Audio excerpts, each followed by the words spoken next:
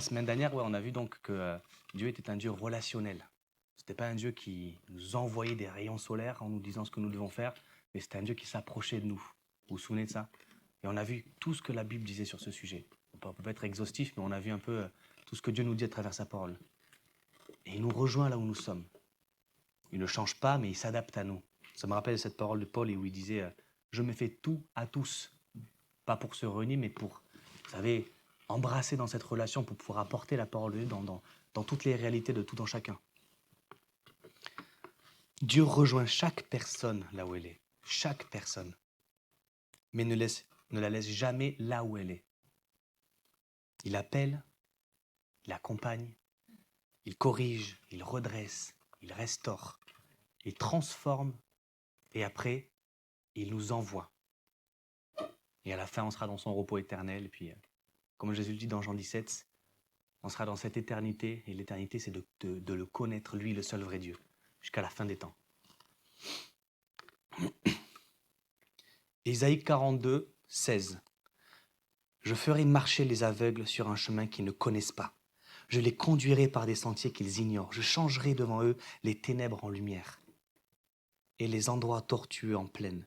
Voilà ce que je ferai. Et je ne les abandonnerai pas. Dans Éphésiens 10, on voit « Car nous sommes son ouvrage, ayant été créés en Jésus-Christ, cette nouvelle naissance, pour de bonnes œuvres que Dieu a préparées d'avance afin que nous les pratiquions. » Donc je dis la semaine dernière, on a voulu, pas ce que moi je vous dirai sur ce sujet, mais qu'est-ce que la parole de Dieu elle nous dit, sur qui est Dieu avec nous dans cette relation. On a vu beaucoup de choses, on a exploré un peu tout. On va faire la même chose aujourd'hui, mais en allant plus loin justement, comment Dieu a réagi en fonction, a agi en fonction de certaines personnes, en fonction justement, comme j'ai dit, de là où elles se trouvaient, et comment il les a amenées à être redressées, à être aimées et à être envoyées derrière. On va commencer avec les pharisiens. Dieu, il accompagne ces religieux-là, et même quand ils sont fermés dans leur système. Vous savez que Dieu, lui, nous le faisons parce que parfois on a souffert dans des systèmes religieux. Mais Dieu, lui, au-dessus de tout ça, il ne fait pas de distinction comme nous on le fait. Même si ça nous semble perverti, Dieu, lui, il tend la main, toujours, à tout le monde. S'il y en a qui veulent, j'ai toute l'étude avec tous les versets, je pourrais l'envoyer. Mais par gain de temps, je ne vais pas lire tout ce qu'il y a, mais je vais vous synthétiser quand même. Vous connaissez Nicodème. Nicodème, c'est un pharisien, mais lui, oui, chef des pharisiens, merci de le préciser. Donc ce n'était pas le petit pharisien non, c'était le chef des pharisiens. Lui, il a senti ce besoin d'aller voir Jésus en intimité, dans le secret, mais au moins, c'est ça que ça nous montre aussi, au moins ce Nicodème-là, il est parti voir Jésus. Et vous connaissez l'histoire, Nicodème qui dit, mais comment on peut aller au royaume de Dieu? Et Jésus lui dit, il faut être doué d'esprit. Et comment je peux retourner dans le ventre de ma mère? Nicodème, tu es docteur de la loi, chef des pharisiens, et tu ne sais pas ces choses. N'être doué d'esprit, on voit, de votre sein couleront des eaux vives, ça répandra l'amour, les visions qu'il y a eu des prophètes. Il parle de ça, Jésus. Là, il ne parle pas du baptême de Jean ou du baptême de repentance ou du baptême de Jésus. On parle de la conséquence d'être né de nouveau, que le Saint-Esprit écrit la loi sur la table de notre cœur. Jésus, il aurait pu dire à Nicodème, nous on aurait dit, t'es le chef des pharisiens, tu me poses problème dans l'annonce de l'évangile, je ne te parle pas.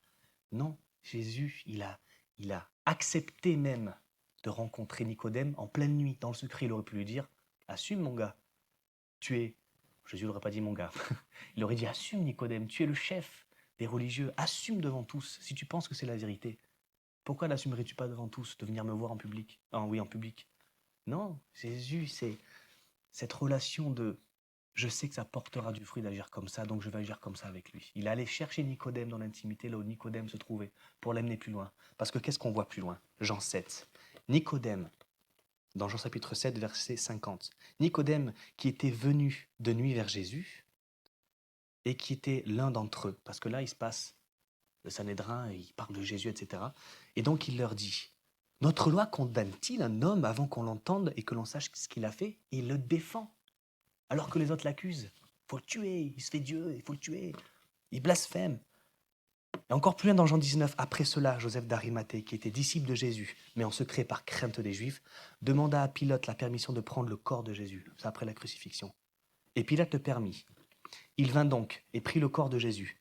Nicodème, qui auparavant était allé de nuit vers Jésus, vint aussi, apportant un mélange d'environ 100 livres de myrrhe et d'aloès. Il a compris Nicodème. Jésus s'est ouvert à lui. Nicodème a compris. Il est parti honorer le Christ dans sa mort avant sa résurrection. Paul, le pharisien zélé transformé. Vous connaissez Paul? Pour ceux qui ne savent pas, dans Philippiens 3,5, ça nous raconte ça. Moi, donc Paul, non, pas mon père ni moi, mais l'apôtre Paul, moi, circoncis le 8e jour, de la race d'Israël, donc c'est un juif, de la tribu de Benjamin, hébreu, né d'hébreu, quant à la loi, pharisien, quant aux ailes, persécuteur de l'Église, irréprochable à l'égard de la justice de la loi. Paul, sur la route de Damas, avant d'avoir la révélation, avant que Jésus ne le touche, il persécutait l'Église.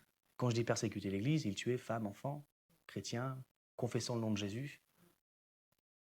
Un tel personnage, on se dit, les flammes de l'enfer tomberont sur lui.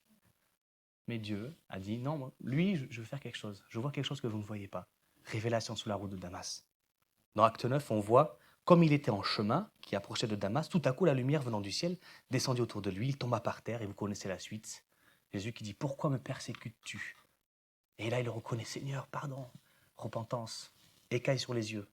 Paul, avec des écailles sur les yeux. Ananias, maintenant, un peu plus tard, dans le même chapitre, au verset, donc chapitre 11 de Actes, au verset 9, le Seigneur lui dit à Ananias, « Lève-toi, va dans la rue qu'on appelle la droite, et cherche dans la maison de Judas un nommé Saul de Tarse, car il prie. Et il a vu en vision un homme du nom d'Ananias qui rentrait et lui imposait les mains afin qu'il recouvrât la vue. Ananias répondit, « Seigneur, j'ai appris de plusieurs personnes tous les maux que cet homme a fait et à tes saints dans Jérusalem.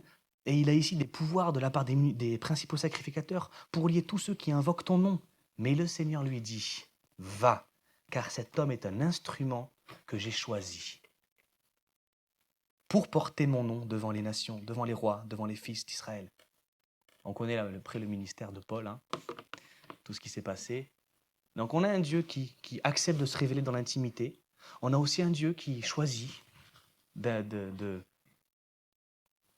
donner cette grâce irrésistible à certains. Ensuite, qu'est-ce que nous avons?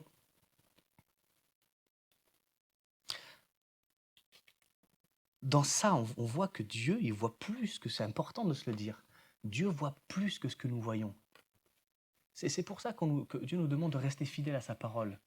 Parce qu'il nous dit d'aimer, de conserver l'unité. Parce que nous, on voit des choses. Le diable nous ment en certaines choses que nous voyons. Et là, le Dieu nous dit, conservez. Moi, je vois des choses que vous ne voyez pas. Agissez dans l'amour, agissez dans l'unité. Propagez l'évangile. Je ferai le reste. Tout le reste, je le ferai. Qui aurait pu imaginer, qui a prié, peut-être, j'étais pas là-bas, je suis pas très vieux. Qui a prié pour Saul de Tarse? Est-ce que quelqu'un a dit, peut-être, mais est-ce que nous, on aurait dit, oh Seigneur, je te prie pour Saul de Tarse, qu'il puisse se repentir? Peut-être. Je ne dis pas que ce n'est pas le cas. Mais est-ce que c'est le premier réflexe qu'on aurait? Est-ce que c'est ce que Dieu nous demande? Est-ce que c'est ce que Jésus ne nous a pas dit? Il vous a été appris pour et dans moi, je vous dis, bénissez vos ennemis, priez pour eux. Ésaïe 55, cherchez l'Éternel pendant qu'il se trouve, invoquez-le tandis qu'il est près, que le méchant abandonne sa voie et l'homme d'iniquité ses pensées, qu'il retourne à l'Éternel, qui aura pitié de lui, à notre Dieu qui ne se lasse pas de pardonner. Car mes pensées ne sont pas vos pensées, mes voies ne sont pas vos voies, dit l'Éternel. Bon, maintenant parlons des pharisiens. On a parlé de Saul, on a parlé de Nicodème. Parlons des pharisiens maintenant, qui ne voulaient pas reconnaître Jésus. Comment Dieu il a fait avec eux? Matthieu 23, Jésus, vous savez comment il est Jésus?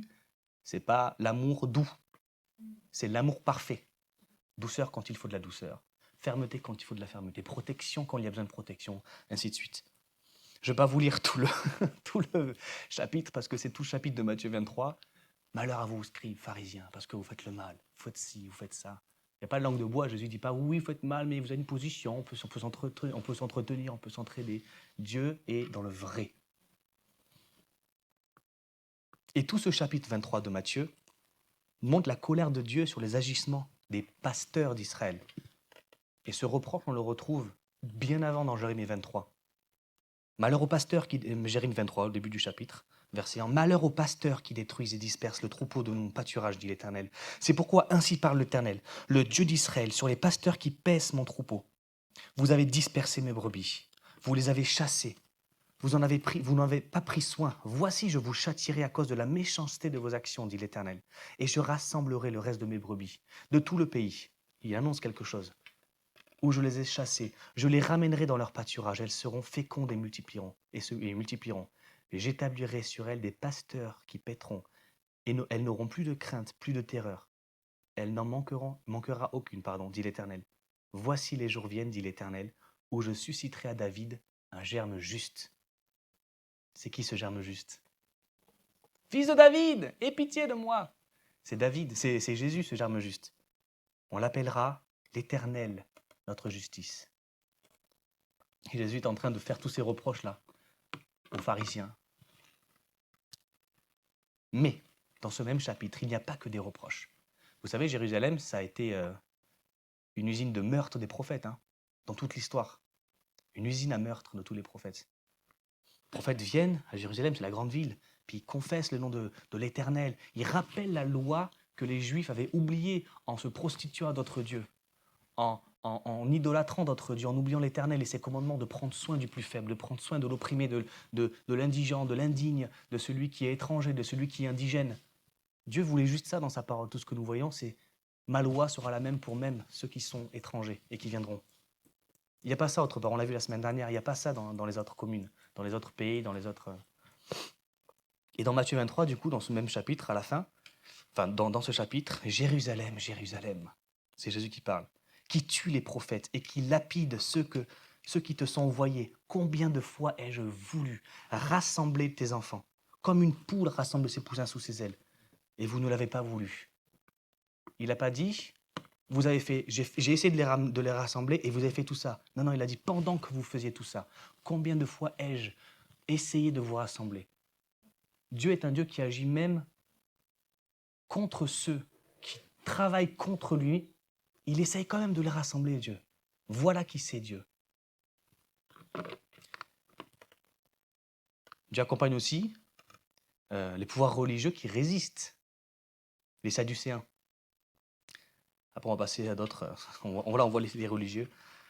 Les Sadducéens, vous savez, il n'y a pas de résurrection, etc. Jésus, tiens, on a une devinette pour toi. Il n'y a pas de résurrection, puisque si un homme se marie avec une femme et qu'il meurt, c'est son frère qui prend cette femme pour prendre soin d'elle. C'est la loi, non? Oui. Donc, qu'est-ce qu'il fait si... Marque l'expérience. Qu'est-ce qu'il fait si cette femme épouse un homme? L'homme meurt. Le frère épouse la femme. Le frère meurt. Vous avez la logique de la suite jusqu'à quelques 7 maris. Qu'est-ce qui se passe pour cette femme si elle ressuscite au paradis? Il se passe quoi? Vu que nous, on ne croit pas à la résurrection pour ce genre de bêtises, Jésus dit, mais vous n'avez rien compris à la puissance de Dieu. On sera comme des anges là-bas. Il n'y aura pas homme ni femme, ce sera dans la présence de Dieu. Jésus, qu'est-ce qu'il aurait pu répondre? Oh, vous m'embêtez avec vos questions. Je suis là pour amener le royaume de Dieu. Il prend le temps d'expliquer. Il prend le temps de corriger. Jésus leur répondit, vous êtes dans l'erreur parce que vous ne comprenez ni les Écritures ni la puissance de Dieu. Car à la résurrection, les hommes ne prendront point de femmes, ni les femmes de mari, mais ils seront comme des anges de Dieu dans le ciel. Pour ce qui est de la résurrection des morts, n'avez-vous pas lu ce que Dieu vous a dit? Je suis le Dieu d'Abraham, le Dieu d'Isaac et de Jacob. Dieu n'est pas le Dieu des morts, mais des vivants. Évidemment qu'il y aura la résurrection. Jésus corrige, il enseigne, et il ne se détourne pas de eux. Il corrige les Sadducéens. Et ce sont ces mêmes personnes qui disaient « À mort Jésus !» Il les corrige, il les enseigne, jusqu'au bout la main étendue. Alors avec une virulence différente de ceux qui ne me connaissent pas, évidemment, parce que dans cet amour, vous êtes censés savoir, c'était vous qui étiez censés prendre soin du peuple. Je vais vous corriger, mais je vais vous corriger. Dieu accompagne les rois et les puissants, même dans leur chute. Vous connaissez l'histoire de David. Je ne vais pas tout détailler à chaque fois, vous connaissez l'histoire de David. David, il n'avait pas la carrure d'un roi par rapport à ses frères. Pourtant, Dieu a dit, je regarde pas l'apparence, moi, je regarde au cœur. Puis il fait cette promesse à David. Vous avez l'histoire dans 1 Samuel 16 jusqu'à 17 à peu près de ce que je vous dis. Je vais susciter, David, en toi un chef. Je vais préparer ton trône, préparer ta maison. Et tu régneras sur Israël. Et ta postérité, elle fera plus que ça. Fils de David, Jésus. Mais problème, David, le temps attendu, qu'est-ce qu'il fait? Il chute. Il voit une femme un peu au loin en train de faire sa toilette. Il fait, elle me plaît cette femme. Je ne peux pas la tuer, qu'est-ce que je peux faire? Et puis il va la voir, pas la femme, je reprends. Il voit cette femme et puis il est envieux. Il voit que c'est une belle femme. Il va vers elle. Il couche avec. Il la rencontre, il la connaît, comme dit les Écritures. Et cette femme, elle tombe enceinte. Qu'est-ce qui se passe? Vite, son mari. Je vais l'envoyer au front. Il va revenir. Je vais lui dire d'aller vers sa femme. Où tout le monde saura qu'il sera chez lui. Comme ça, dès qu'elle accouchera, tout le monde saura que c'est normal qu'il est revenu, etc. Sauf que le mari, zélé pour l'Éternel et pour la maison de David, non, je n'irai pas vers ma femme. Je ne m'enivrerai pas. Je m'apprête au combat. Dommage, David. C'était bien vu, mais il y a l'Éternel derrière qui est prêt à te corriger parce qu'il t'aime. Cet homme-là, il va à la guerre, il meurt. Cette femme, elle tombe enceinte. Enfin, elle était déjà enceinte. Elle accouche. Et un peu sous silence, un peu drama politique. Et Nathan, le prophète, il vient. Qu'est-ce qu'il lui dit? 2 Samuel 12, 1. Et l'Éternel envoya Nathan vers David. Et Nathan vint à lui et lui dit, je vous synthétise. David, il y avait un homme, je te raconte une histoire. Il y avait un homme qui avait plein de brebis. Et un homme qui n'en avait qu'une seule, qui dormait avec, il la chérissait, c'était sa brebis. Et l'homme qui en avait plein, il est venu lui voler. David, il s'insurge, qu'on lui coupe la tête, que les flammes... Nathan, il dit, c'est toi, David, qui a fait ça. C'est toi, cet homme-là. David avait plein de femmes, quand vous ne l'aurez pas dit. Nathan, il dit à David, c'est toi, cet homme-là, que tu es en train de condamner, c'est toi. Et David, il y avait 2 solutions. Non, mais pas vraiment, c'est pas... Il s'est repenti, David. Et parce qu'il s'est repenti, Dieu a fait la suite avec lui avec douceur. C'est toute la différence, on le verra plus tard. Comment? Oui, l'enfant est mort quand même, oui. Ah oui, d'ailleurs, c'est ce que j'ai noté. Il y avait quand même des conséquences à ça. Parfois, on croit que Dieu nous sauve et sans conséquences. Dieu nous sauve en nous apprenant qu'il y a des conséquences. Il ne faut pas qu'on refasse la même chose. Merci de la précision. L'enfant est mort. David dit jeune, etc. Et après, non, il sait très bien que c'était la conséquence. Et que ce n'est pas Dieu qui a puni, qui a fait ça. C'est la conséquence de son péché. Pas Dieu qui a dit, bon, l'enfant, je mettrai un truc, il va mourir, c'est pas normal. C'est la conséquence du péché qui a même été transcrit à cet enfant. Et après, il y a eu des bénédictions, parce qu'il s'est repenti. Vous savez comment Dieu aime le cœur repentant. Vous savez comment Dieu aime le cœur repentant. Et dans Psaume 51, il écrit David, « Car je reconnais mes transgressions et mon péché est constamment devant moi. J'ai péché contre toi seul et j'ai fait ce qui est mal à tes yeux en sorte que tu seras juste dans ta sentence, sans reproche dans ton jugement. » Il y a un esprit repentant sincère. C'est un psaume, ce n'est pas un truc dans son carnet personnel. C'est dit, il s'est vraiment repenti publiquement, David.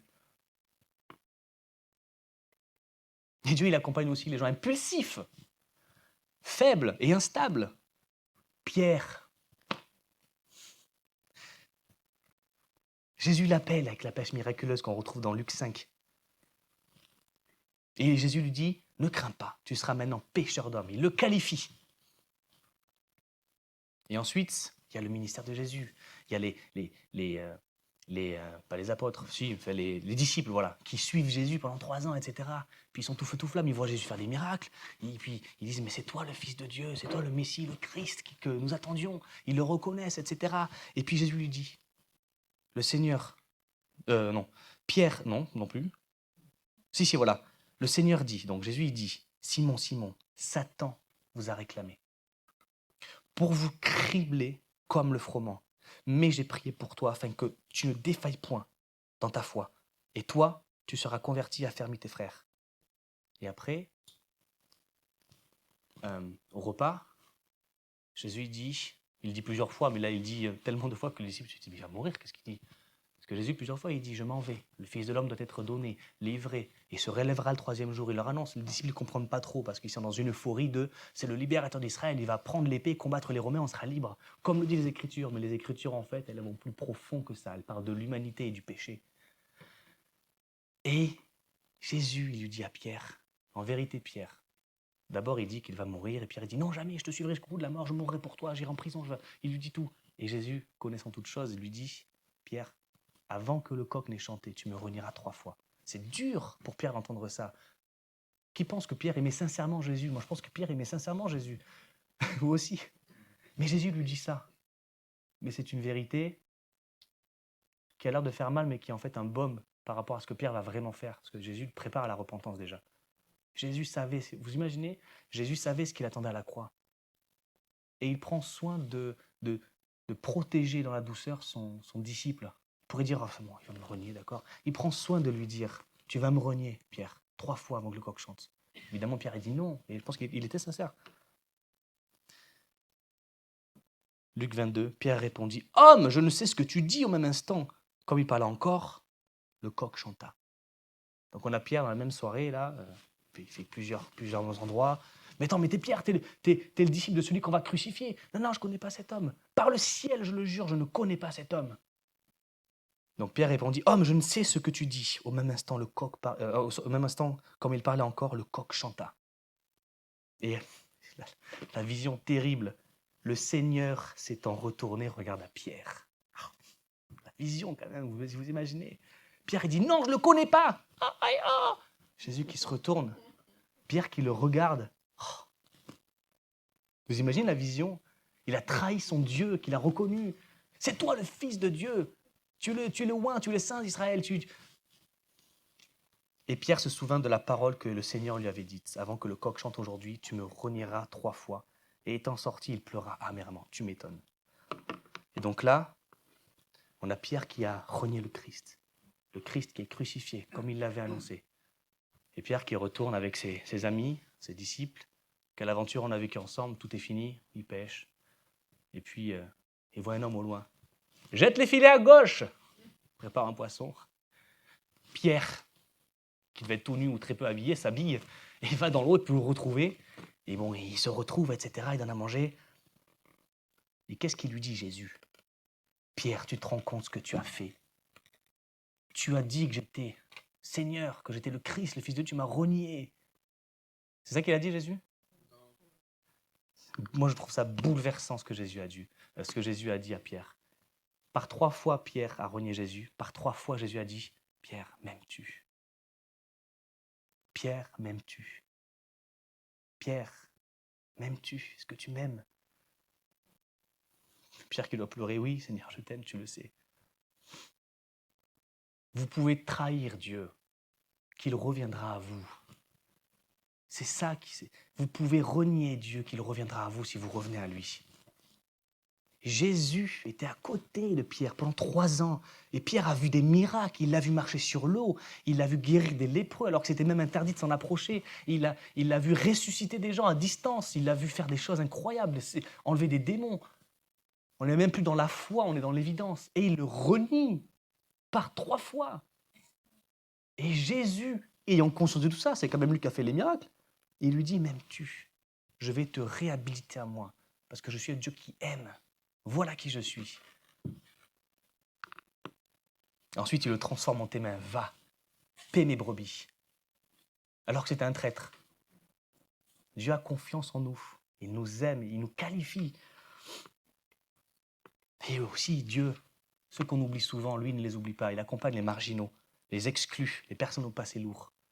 Combien de personnes exclues il a guéri, Jésus? Dans la loi, c'est interdit aux lépreux de s'approcher des villes et c'est interdit aux habitants des villes de s'approcher des lépreux.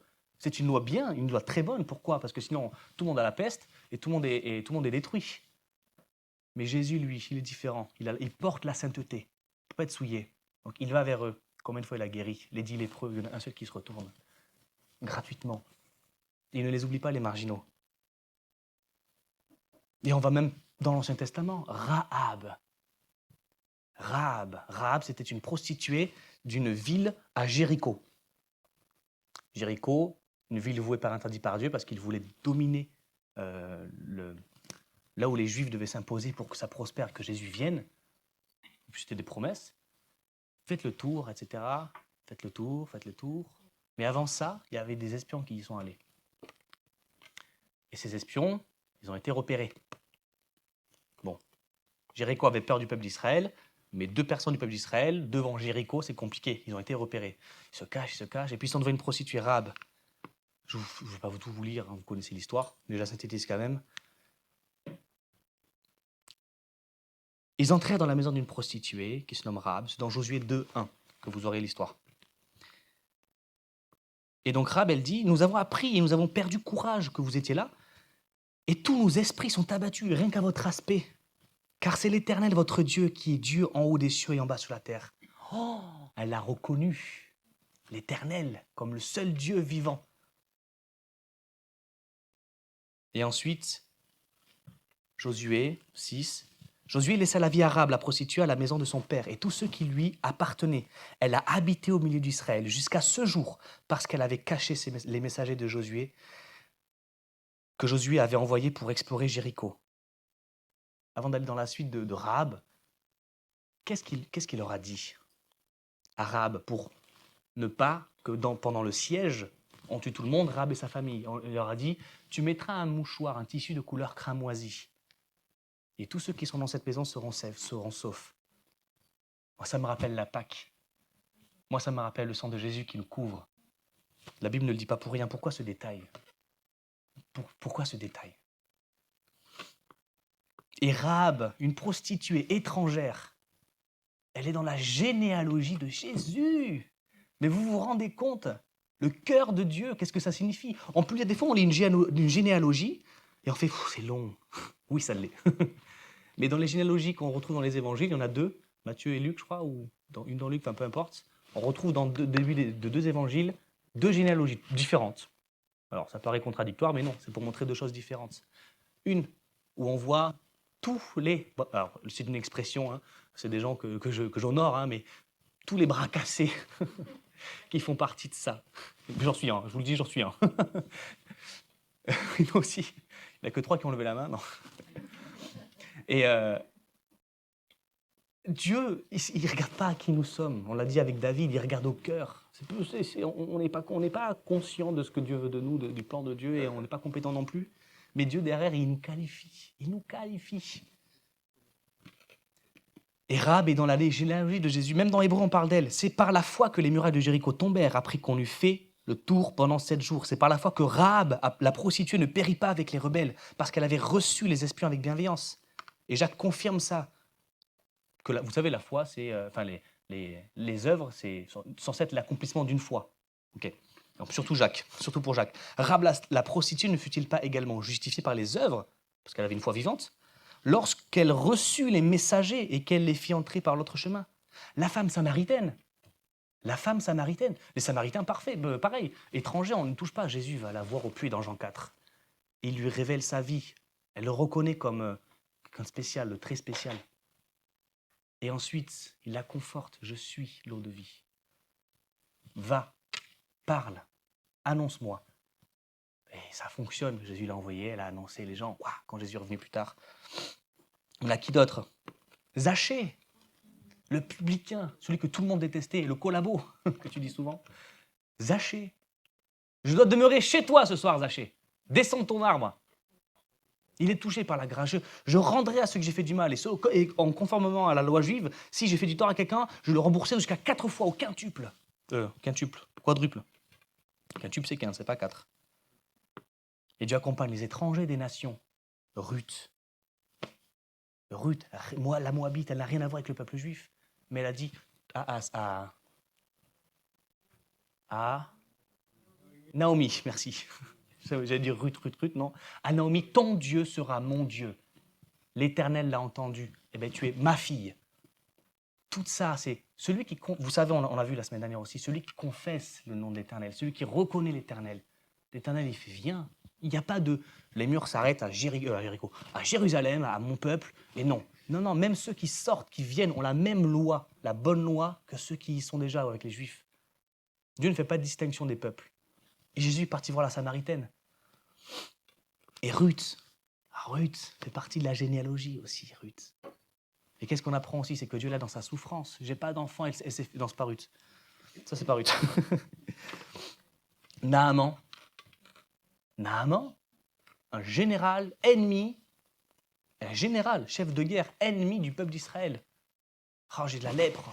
Je sais que le peuple d'Israël est puissant, qu'il est un Dieu puissant, il faut que j'y aille. Et puis il y a une petite servante qui lui dit, mais je connais. Il y va. Dieu le soigne, je n'ai pas parlé des détails. Hein. Il le soigne. Le centenier, l'oppresseur du peuple juif que Jésus est venu libérer. Jésus, ma fille est gravement malade. Je sais que je ne suis pas digne que tu viennes sous mon toit. Seulement prononce une parole, guéris-la à distance. Jésus, non. Toi, évidemment que non. Je ne vais pas refaire le sketch à chaque fois, mais évidemment que non. Il lui dit, va, ta fille est sauvée. Il se retourne vers Israël. Je n'ai jamais vu une foi aussi grande en Israël.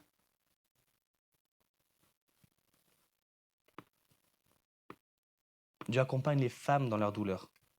Anne, pas Ruth, du coup, Anne, stérile, oppressée par l'autre de son mari qui lui dit « Ah, t'es stérile, bouh, t'es une femme qui n'enfante pas ». À l'époque, c'était terrible pour une femme. Sa fonction dans son cœur, dans son essence, c'était d'enfanter, de pouvoir donner une postérité à son époux.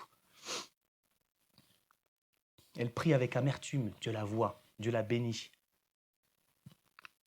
Dieu accompagne les faibles et les craintifs, Moïse.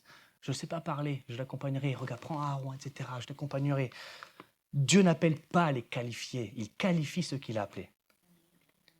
Vous voyez, je vous parle de... Il y a Gédéon qui avait peur, il a quand même vaincu avec 300 soldats et pas les plus intelligents.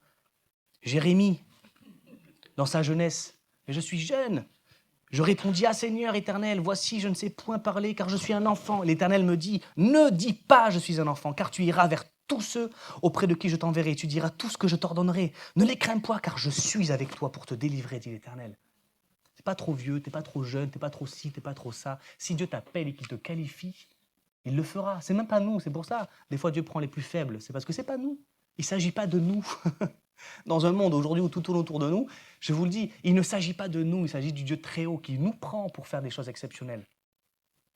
Dieu accompagne les rebelles, les fugitifs et les désobéissants. Jonas, Dieu lui parle, il part de l'autre côté, et quand même, il est avec lui, il lui pose des questions. Le livre de Jonas se finit vers une question. Le Seigneur nous accompagne, il est relationnel, notre Dieu. Vous avez vu, il n'agit pas pareil avec toutes les personnes que je vous montre là. C'est la parole de Dieu qui parle. Dieu accompagne les souffrants, les brisés, Job, tout ça. Agar, la femme oubliée. Agar, la femme oubliée. Dieu la bénit, la protège. La femme oubliée, là où tout le monde a oublié Agar, Dieu ne l'a pas oubliée. Israël en Égypte. Dieu corrige aussi ceux qu'il aime. Proverbe 3, 11, 12. Car l'Éternel châtie ceux qu'il aime. Hébreux 12. Le Seigneur châtie ceux qu'il aime. Apocalypse. Moi, je reprends et je châtie tous ceux que j'aime. Si vous êtes châtié par Dieu, que ce soit par votre frère, sœur chrétien, bon, il faut le choisir avec amour, hein, c'est pas toujours évident. Mais Dieu, s'il châtie quelqu'un, parce qu'il ne vous oublie pas, qu'il vous aime, il veut nous redresser, le Seigneur. Bon, la conclusion d'un peu de cette synthèse, la théologique, là, de tous les versets qu'on a, c'est quoi? C'est Psaume 23. Chante, cantique de David. L'Éternel est mon berger, je ne manquerai de rien. Il me fait reposer dans de verts pâturages. Il me dirige près des eaux paisibles. Il restaure mon âme. Il me conduit dans les sentiers de la justice à cause de son nom. Quand je marche dans la vallée de l'ombre de la mort, je ne crains aucun mal, car tu es avec moi. Ta houlette et ton bâton me rassurent. Le bâton corrige, la houlette, vous savez ce que c'est? C'est rond, ça redirige, c'est pas anodin, c'est une belle synthèse tout ça. Je ne crains aucun mal car tu es avec moi. Ta houlette et ton bâton me rassurent. Tu redresses devant moi une table en face de mes adversaires. Tu oins d'huile ma tête et ma coupe déborde. Oui, le bonheur et la grâce m'accompagneront tous les jours de ma vie et j'habiterai dans la maison de l'Éternel jusqu'à la fin de mes jours. Amen. Voilà qui est l'Éternel. Au cas où vous ne le sauriez pas. C'est un Dieu bon. C'est vraiment un Dieu bon. Et maintenant, toi, Où est-ce que tu es parmi tout ça? Est-ce que tu es dans l'incompréhension, dans la détresse, dans la souffrance, dans une incertitude, dans une certitude, des fois, on est dans une certitude, dans un mensonge, dans le péché? Alors si je vous regarde en disant ça, personne n'est visé, hein, je suis avec vous. Hein. Euh, tout ça, on peut en mettre d'autres. Il n'y a aucun risque que vous soyez dans trop de ces choses-là, et nous le sommes tous, moi le premier, pour que Dieu ne vienne pas nous corriger, nous libérer, nous enseigner, nous reprendre, nous aimer, nous qualifier. Il n'y a qu'un seul danger. Vous savez lequel c'est? Il n'y a qu'un seul danger dans lequel Dieu nous laisse captifs. Et sa parole nous le dit clairement. Oui, Sandrine? J'ai vu tes lèvres, oui. Le seul danger, c'est l'orgueil. L'orgueil, l'orgueil, l'orgueil. Dieu résiste, mais il fait grâce. 1 Pierre 5,5. De même, vous qui êtes jeunes, soyez soumis aux anciens. Et tous, dans vos rapports mutuels, revêtez-vous d'humilité, car Dieu résiste aux orgueilleux, mais il fait grâce aux humbles. Jacques 4,5. Ou pensez-vous que l'Écriture parle en vain? Enfin, pensez-vous, il y a un verset avant, pensez-vous que l'Écriture parle en vain? L'Esprit qui demeure en nous désire-t-il avec envie? Mais il donne une plus grande grâce. C'est pourquoi il dit, Dieu résiste aux orgueilleux, mais il donne grâce aux humbles. Soumettez-vous donc à Dieu, résistez au diable et il fuira loin de vous. Approchez-vous de Dieu, et il s'approchera de vous. Nettoyez vos mains, pécheurs, et purifiez vos cœurs, vous qui êtes double de cœur. Double de cœur. Je ne sais pas pourquoi j'ai cette traduction. Sentez vos misères et menez le deuil et pleurez. Que votre rire se change en deuil et votre joie en tristesse. Humiliez-vous devant Dieu, le Seigneur, et il vous élèvera. L'orgueil. L'orgueil, c'est se sentir, c'est juste ça, ça implique tellement de choses. Là, Dieu dit que nous sommes là. Il dit que nous sommes là, de ce qu'il décrit de nous. On va faire une autre étude sur ce que Dieu dit de nous, on en a fait assez de... Dieu dit que nous sommes là. L'orgueil, c'est dire non, moi je suis là. Ou là, la mésestimation. On en avait parlé il y a très longtemps. Vous savez, l'orgueil tue. Soit je suis là, non, je suis au-dessus des autres, moi je suis au-dessus de toi, Dieu. Tu ne me parles pas à moi. Ou là, non, je ne suis pas assez... Dieu résiste. Pourquoi Dieu résiste aux orgueilleux? On pourrait dire, Paul, il n'a pas résisté à Paul. Il a fait une révélation, il s'est présenté à lui. Ces voix ne sont pas nos voix pour cette histoire. Pourquoi Dieu résiste aux orgueilleux? Parce que c'est un Dieu relationnel. Pourquoi Dieu a mis un arbre dans le jardin d'Éden? Parce que c'est un Dieu relationnel. Pensez-vous que Dieu, un Dieu éternel qui se présente comme éternel et dans son essence amour, ayant créé une humanité, qui était contraint de l'aimer, ça ferait un Dieu bon? Je la refais la phrase? Ok. Dieu, il se présente comme éternel, comme amour, l'amour parfait. Maintenant, il crée des êtres doués de conscience, doués de choix, mais ils n'ont pas le choix de l'aimer. Vous pensez que c'est un Dieu bon? La contrainte de l'amour? Non, ce n'est pas un Dieu bon. Qu'est-ce qu'il fait, Dieu? Il laisse le choix. On est libre. Ah oui, ça donne tout ce que ça donne, mais il laisse le choix. On ne pourra pas lui reprocher de ne pas être un bon Dieu. Il le prouve dans sa parole. Pourquoi donc Dieu, pourquoi il a mis un arbre? Pourquoi il résiste aux orgueilleux? Parce que c'est un Dieu relationnel. Il ne force rien. Et l'orgueilleux refuse Dieu. C'est ça que ça signifie. Quand Dieu se présentera à lui, il dira non. Donc Dieu le résiste. Il le résiste. C'est pas il le laisse, il le résiste. Je ne sais pas si Dieu est derrière comme ça, je voudrais tellement, ou si c'est autre chose, mais en tout cas, il lui résiste. L'orgueil est la seule prison dans laquelle Dieu nous laisse, parce qu'on a fait notre choix. Le blasphème du Saint-Esprit, c'est ça. Hein. Le Saint-Esprit, c'est de nous convaincre, essaie de nous convaincre qu'on est pécheurs, qu'on a besoin de Jésus, qu'on a besoin de Dieu. Et on dit non, non, constamment, c'est ça. Et dans cette disposition de cœur, on est dans un axe où on n'acceptera jamais Dieu. Donc c'est pour ça que ce n'est pas pardonné, c'est parce qu'on ne va jamais prendre ce pardon. Dieu résiste aux orgueilleux. Et les amis, je suis orgueilleux. Nous sommes tous orgueilleux. Celui qui dit non, moi je ne suis pas orgueilleux, il est orgueilleux encore plus que les autres. Une fois, mon frère m'a fait une blague, si tu repasses par la natale, ça fait 2 fois. Il m'avait dit au téléphone pour rigoler, Dieu a travaillé mon cœur, maintenant je suis l'homme le plus humble de France. Et je suis fier de ça. Ça m'a fait beaucoup rire. Pour ceux qui savent, c'est un humour qui me fait très rire, parce que j'en connais qui sont premier degré avec ça. Mais le fait de dire je suis orgueilleux dans quelque chose ne fait pas de nous des orgueilleux devant Dieu. Parce que Dieu nous connaît, il connaît notre cœur, nous avons nos sécurités, nous avons nos connaissances. Et Dieu le sait. C'est pour ça que Dieu vient là où nous sommes, pour nous amener plus loin. C'est pour ça que Dieu n'est pas à 1 kilomètre de nous, ou plus loin, en disant « Tu dois venir !» Il va là où nous sommes parce qu'il connaît cette insécurité. Et si on tient nos positions, c'est là où on est l'orgueilleux, où Dieu résiste. Il faut s'affranchir de nos... Ça a été dit ce matin, il faut s'affranchir de nos poids. Il faut s'affranchir de nos doutes. Il faut s'affranchir de nos sécurités. Dieu est la sécurité. Il y a pas, vous avez vu, en Bretagne, il y a beaucoup ça, les petits mollusques accrochés sur les rochers. Les rochers ne bougent pas avec les marées. Essayez d'enlever un mollusque, c'est compliqué. Le mollusque ne bouge pas parce que le rocher ne bouge pas. Dieu, c'est ce rocher, le rocher de notre vie. Et nous, on est des mollusques humbles. Nous sommes d'humbles mollusques.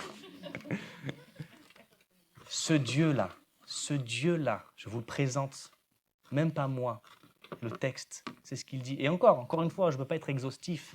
J'ai déjà dépassé le temps. Je ne peux pas être exhaustif. Ouais, on va arrêter. Voilà ce Dieu. Faire un appel ce matin. Après, vous irez faire à manger. Cet appel, c'est je me rapproche de toi. Et j'invite même ceux qui n'ont pas dans la tête, je ne sais pas pourquoi m'approcher, approche-toi quand même.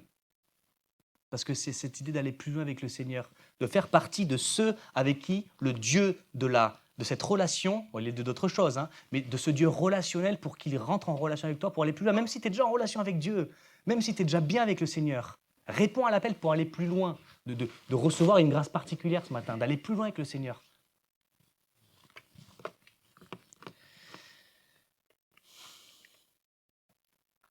Je ferai marcher les aveugles sur un chemin qu'ils ne connaissent pas. Je les conduirai par des sentiers qu'ils ignorent. Je changerai devant eux les ténèbres en lumière et les endroits tortueux en plaine. Voilà ce que je ferai. Je ne les abandonnerai point. Moi, Seigneur, et je parle moi, ce n'est pas une métaphore, moi, je le dis devant vous, Seigneur, je suis un aveugle. Montre-moi le sentier. Je veux te prendre la main. Et si je t'ai pris que le petit doigt, je veux pleinement mettre toute la main dedans. Je veux que tu me portes sur tes épaules, que tu m'amènes, que tu m'enseignes. Donc l'appel ce matin, c'est ça. C'est d'aller plus loin avec le Seigneur ou de renouer avec le Seigneur. Et maintenant je vois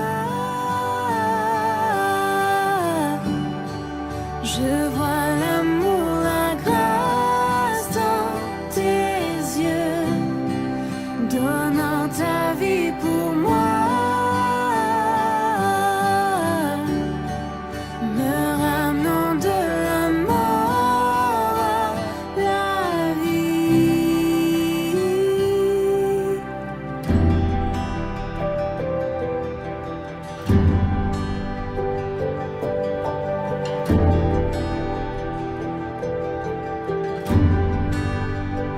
Tu prends nos échecs, tu prends nos faiblesses, tu places ton trésor dans des vases d'argile. Oh, prends mon cœur, Père, je veux te servir.